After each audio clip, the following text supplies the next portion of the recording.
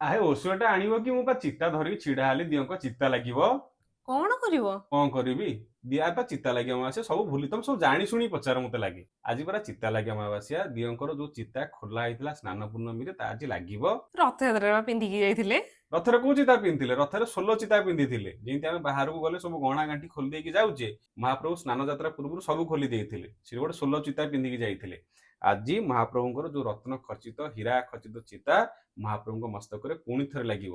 କିଏ ଲଗେଇବ ଜାଣିଛ? କିଏ?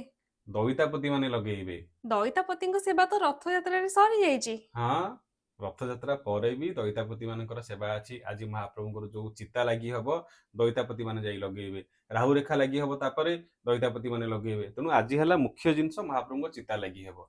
ତେଣୁ ଓଷୁଆ ଆସିବ, ପାଟ ଦୌଡ଼ି ଆସିବ, ଦଇତାପତି ମାନେ ସିଂହାସନକୁ ଚଢିବେ।